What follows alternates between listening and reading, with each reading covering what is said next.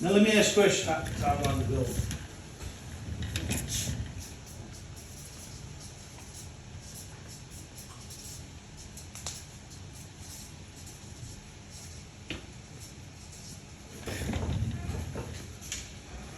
So these are just a few of the questions they're gonna ask you, right?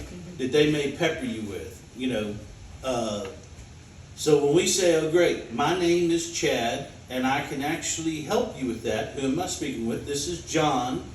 And John then wants, my name is John and I want to know where this is located.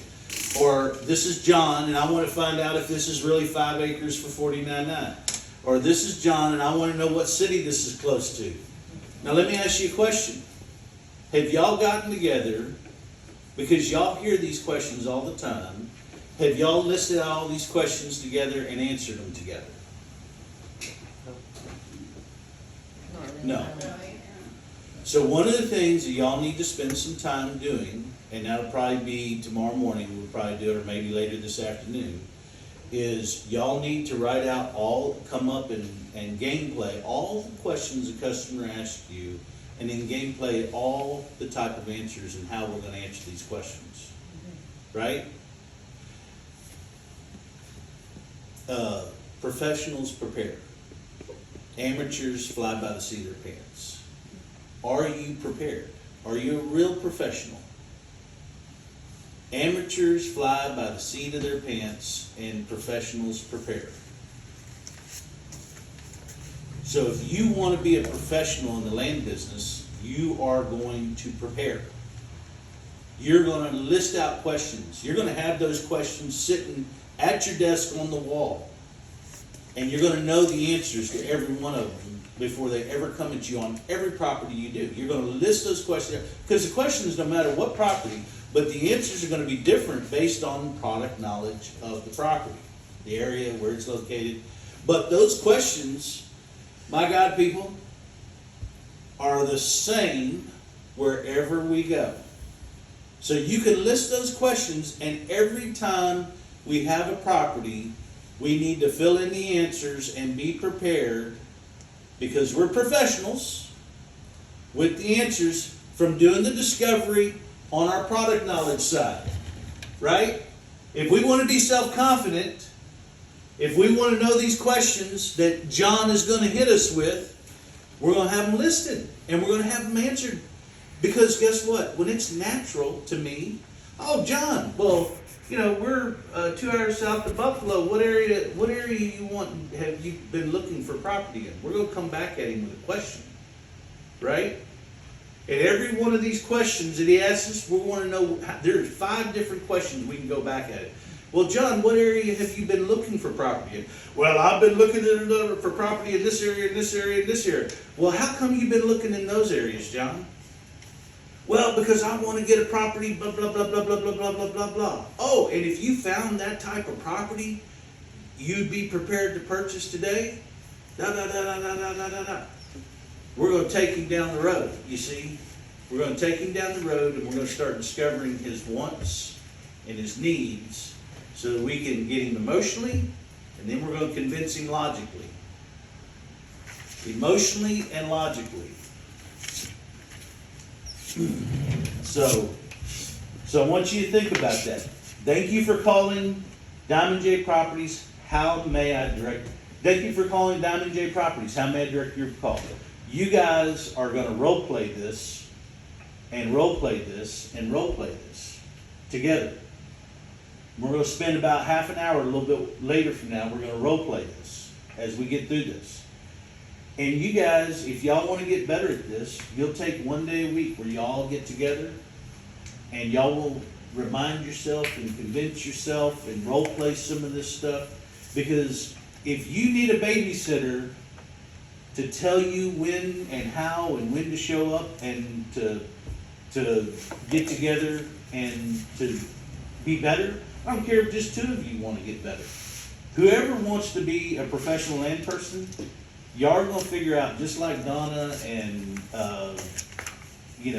Kenny and Mary and, they would get together and they would role play, they would warm up before their stuff. They would warm up before they started taking calls. They would get there early. They would leave late. And if you want to be professional, if you want to make more money, if you want to figure out whether you're going to achieve your goals, I don't know what we did with the goals. But They're not very much show or anything. oh, Definitely.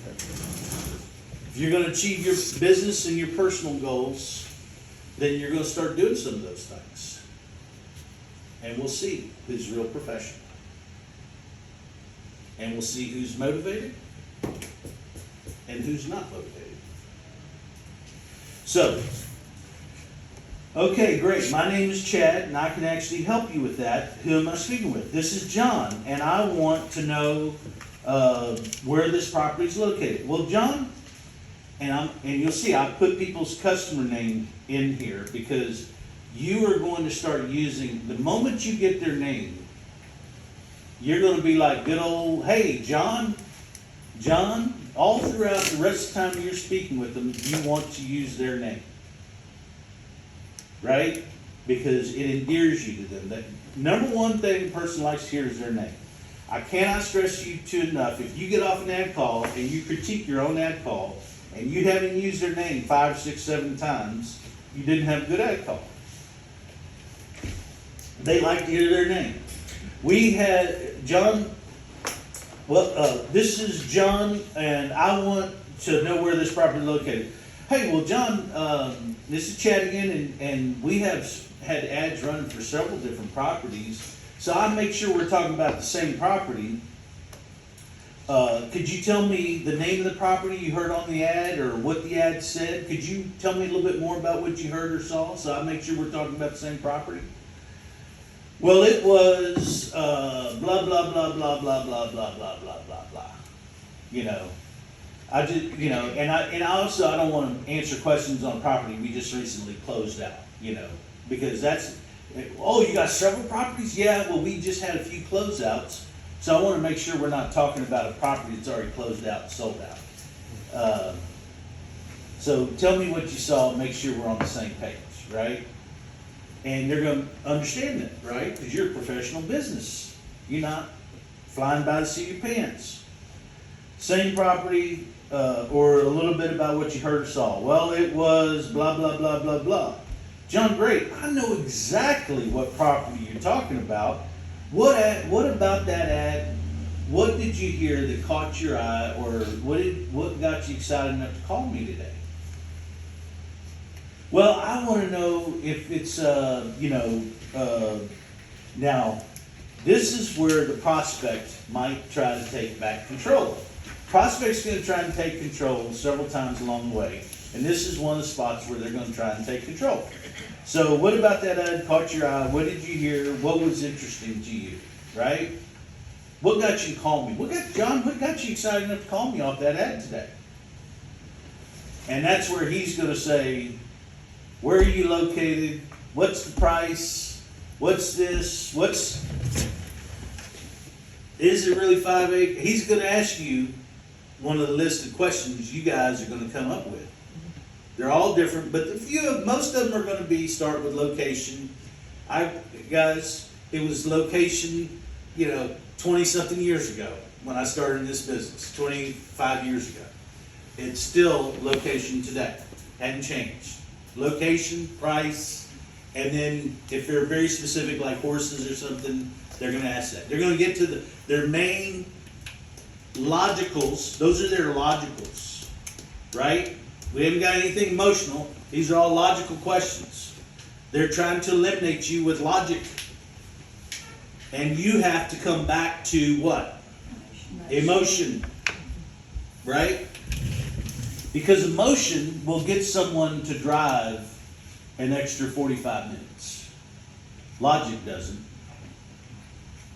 Now, logic can help. Like, if you reinforce with logic, like, well, John, if I went 45 minutes closer to Dallas, it'd probably be twice as much. We may have something that's twice as much, because I don't think we're going to get property out here in this area at this price again. So I don't know that we'll ever have something this at this price again. So Are you in a position where you'd be willing to spend twice as much to get a piece of property 45 minutes closer to Dallas? Or Houston, or wherever? What do you think John's gonna say? No, I don't wanna pay twice as much. So now we have, so where are we located? Sales? So that's the list of questions that y'all are gonna come up with, right there. Where are we located? What price range? What's the city it's close to? 5 acres, properties, utilities. These are the questions he's gonna ask right there. What do you have to do? This is the time where you answer very quick, basic questions and follow with a good question in return. Where's the property located? It's in Buffalo, Texas area. Where are you looking for a property in? What area are you looking for a property in? Well, I'm looking for something around, Denton, or, wherever they may say, right? And when they say that, well, what has you looking in that area? Now, I want you to think about this. One of the things that we hate on questions, these are questions. What kind of questions do we hate? What does that disqualify us? Really If we're located 2 hours away from their target zone. They wanna be north of Dallas and we're south of Dallas. That's not a question. No. Well,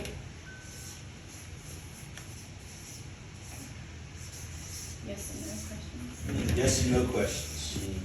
We hate yes and no questions. We hate and do not want to ask yes and no questions. If you ask a yes and no question, you're setting yourself up for pain and suffering. So, when they say, where's this located? Well, we're located in Buffalo, Texas area. What area have you been looking in?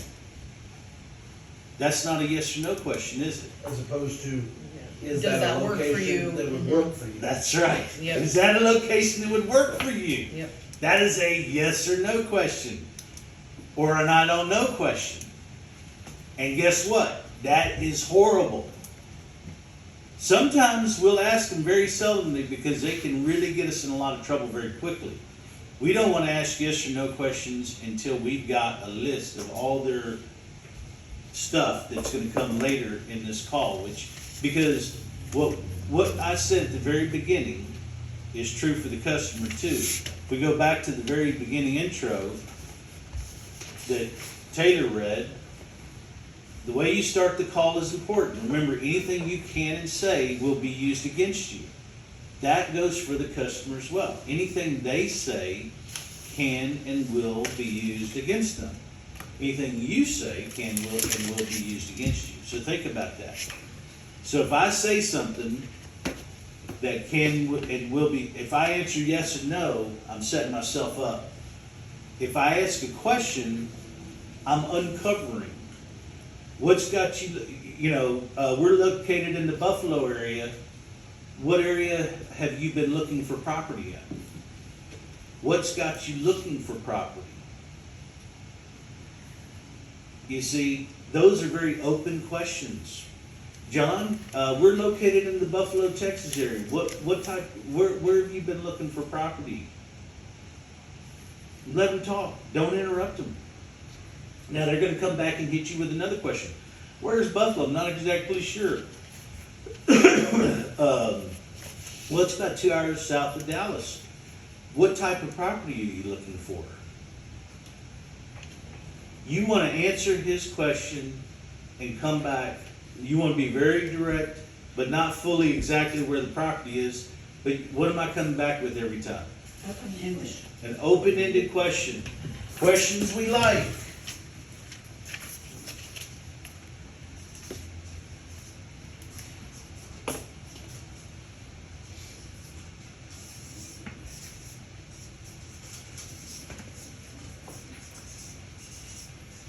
We like open-ended questions. So,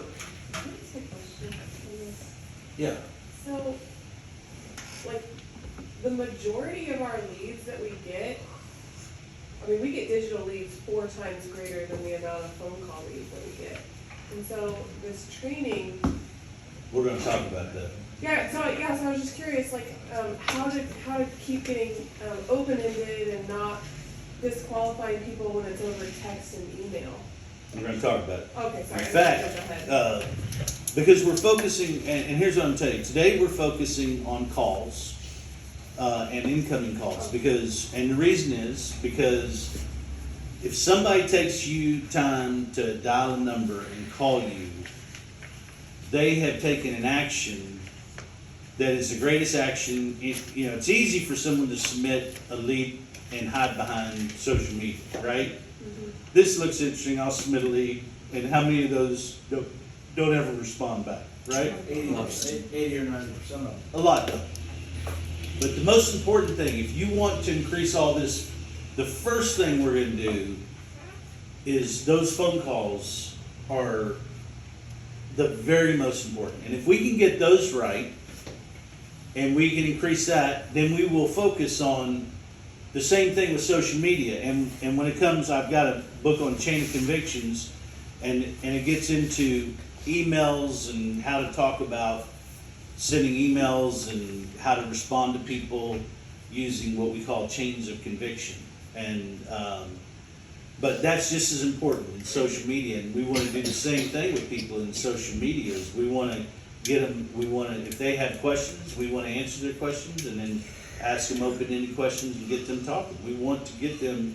We want to get to the point to where I can say, Taylor, you told me you're looking for this, that you want your children to have this, and it sounds like this is exactly perfect. In fact, there's a couple lots I'm thinking about, Taylor, that are exactly they're in your price range, they're laid out exactly what you and I talked about, and the only way for you to know and to get an opportunity to even see it, and for the future of you and your family, is for you to get to take a look at it. And based on everything you told me, it's exactly what you're looking for. Now, I'm gonna tell you, if you want even an opportunity to see it, because it is such a special property, I suggest that we get you at 9. In fact, I'm gonna set you, I think you should set at 9. I'm gonna tell you, you need to be there a little bit earlier, because it is such a beautiful property. You know, people that have been looking for a long time, they're gonna, you see how we're gonna just mosey. But see, until I can't ask for this appointment.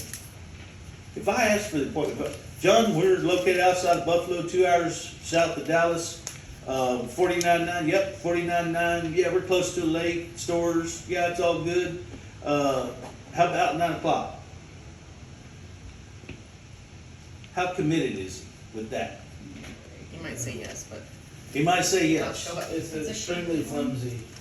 Yeah, now, if we have gotten an emotional reaction, if we found out their wants, their needs, we've convinced them logically, we've taken time, we've walked them through this process, and we found out all this stuff, and at the end of the, and if, after we've earned, you have to earn the right to ask for an appointment.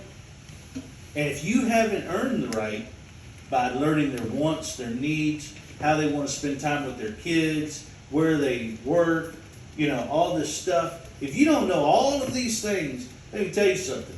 When I get one of y'all's customers, I do pretty good with them, don't I? Yeah. And I'll tell you, the notes on those pages pretty much suck most of the time. But I'm going to tell you, I can tell you before I ask them to buy that property, I know about where they work, I know what they like and what their vision is for their property and how they want to use it. Before I ask one of your customers to buy a piece of property, when I'm standing on the property with them, I know what is emotionally tied to this property.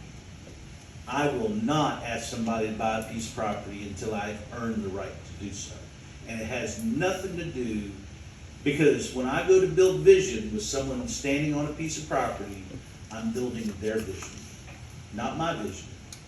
When I talk about this lady's greenhouse and where she wants her greenhouse to sit and how the land is perfect for that, her organic little farm, and how she can, you know, or he can do this or that. I have earned the right, after I understand their vision, and I show them their vision on this piece of property, I have earned the right to ask them to purchase it. And let me tell you something. Half the time, if I've earned the right truly, it's just like, let's go do the paperwork. There's nothing to sell. I haven't sold them anything. I just discovered their vision, focused their vision, showed them their vision, let them have an emotional reaction, and go, is there anything else you would change about this property? No. No. Let's take it. You know, I mean, it's like they look at each other and they're like, oh my God. You know, because I've earned the right to ask them to take this property off the market. Have you earned the right to set an appointment? Not until you've asked all the questions. Not until you've asked all the questions. If you don't know what their vision, how they want to spend time, where they work, where their kids, you know, how they want to use this property, you know, all of this stuff. If you don't know all that stuff about it, you haven't made a connection with them. And if you don't make a connection, they're not coming half the time or more. Let's take a quick break, get some caffeine.